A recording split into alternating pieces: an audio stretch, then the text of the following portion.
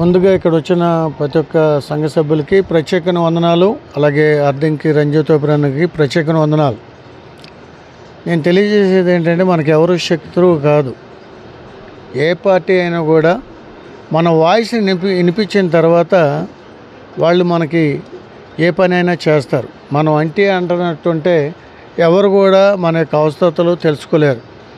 నేను కూడా మరి సెంట్రల్ గవర్నమెంట్లో టెలికమ్యూనికేషన్లో ఒక 3 నెలల క్రితం ఆంధ్ర తెలంగాణ పోస్ట్ తీసుకోవడం జరిగింది. అలాగే ఆర్ఎల్జేపీ పార్టీ తరఫున స్టేట్ ప్రెసిడెంట్గా ఉండటం జరిగింది. క్రైస్తవులకి ఏ ఒక్క మరి దాడులు జరిగినా, ఎటువంటి సమస్యలు వచ్చినా మినిస్టర్స్ గారికి కానీ, అమిత్ షా గారికి కానీ వీళ్ళ ముందుకు తీసుకెళ్తే మనకి జరిగే అన్యాయాలు తెలుస్తాయి. మనకి ఏమీ ఎవరికి చెప్పకుండా మనమే అన్యాయం చేస్తున్నారు, లేకపోతే మనల్ని పట్టించుకోవట్లేదు అంటే మరి వాళ్ళకి తెలియనప్పుడు ఎలా పట్టించుకుంటారు? మరి నేను కూడా వెళ్ళి వాయిస్ చాలామందికి కూడా మినిస్టర్లకు ఇచ్చాను. అయ్యా, క్రైస్తవులు అనేక మంది ఉన్నారు, మనకి సపోర్ట్ చేస్తారు, వాళ్ళకు కూడా మెయిన్ పోస్టులు ఇవ్వండి. మా మినిస్టర్ గారిని కూడా అడిగా, పుష్పత్ కుమార్ పరాస్, వారు కూడా మా దగ్గరకు వస్తడం జరిగింది. అలాగే రేస్ పఠాన్ గారు, మినిస్టర్ గారు కూడా మా దగ్గరకు వస్తడం జరిగింది. వాళ్ళని అడిగినప్పుడు మీరు మాకు తెలియజేస్తే మీకు ఎటువంటి న్యాయం కావాలో ఇమీడియట్లీ మేము చేస్తాం అని వాళ్ళు మాకు మాట ఇస్తడం జరిగింది. కాబట్టి అన్నగారు ఈ తెలంగాణలో ఈ టెలికమ్యూనికేషన్ బోర్డు మెంబర్గా ఉన్నారు.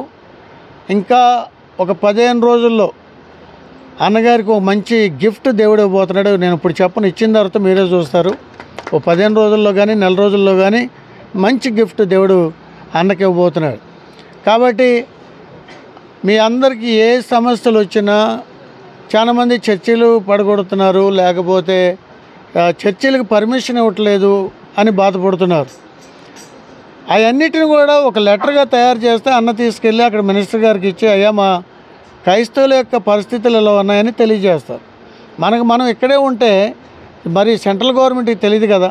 కాబట్టి మళ్ళీ నేను బీజేపీ ప్రభుత్వానికి ప్రత్యేకమైన ధన్యవాదాలు తెలియజేసుకుంటున్నాను. ఎందుకంటే క్రైస్తవులను గుర్తించి ఈ రీతిగా ఒక మంచి పోస్టు క్రైస్తవుల్లో కొంతమందికి ఇస్తున్న బట్టి దేవునికి వందనాలు చెల్లిస్తూ, అలాగే ప్రధానమంత్రి నరేంద్ర మోదీ గారికి ధన్యవాదాలు తెలియజేస్తున్నాను. అలాగే అమిత్ షా గారికి, అలాగే కేంద్ర ప్రభుత్వ ఉన్న సెంట్రల్ మినిస్టర్లందరికీ కూడా ధన్యవాదాలు తెలియజేస్తూ నేను ముగిస్తాం జరుగుతుంది.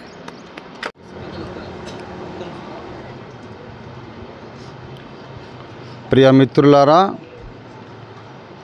టెలికమ్యూనికేషన్ బోర్డు మెంబర్గా నన్ను నియమిస్తూ నియామక ఉత్తర్వులు జారీ చేసినటువంటి టెలికమ్యూనికేషన్ శాఖ మంత్రివర్యులకు, అలాగే బిఎస్ఎన్ఎల్ డైరెక్టర్ చైర్మన్ గారికి నా హృదయపూర్వక నిండు కృతజ్ఞతలు తెలియజేస్తున్నాను.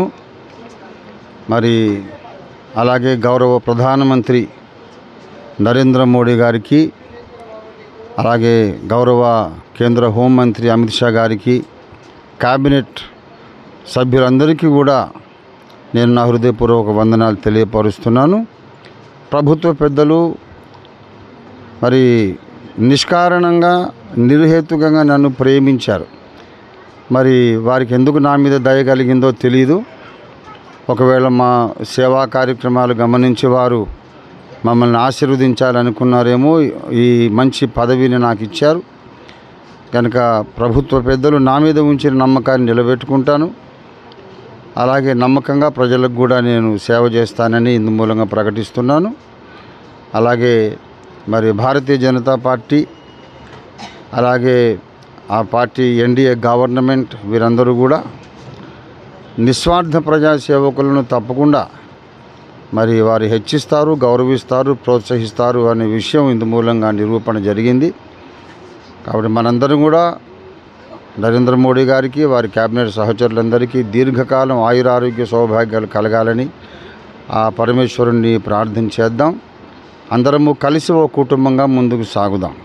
వారి నినాదం సబ్కా సాత్ సబ్కా వికాస్, ఇది మన నినాదంగా మనం ముందుకు సాగుదాం. ఈ మంచి కార్యక్రమానికి విచ్చేసిన ముఖ్య అతిథి చాగంటిపాటి జాన్ వెస్లీ గారికి, వారి యొక్క పార్టీ సహచరులందరికీ కూడా నేను హృదయపూర్వక వందనాలు తెలియపరుస్తున్నాను.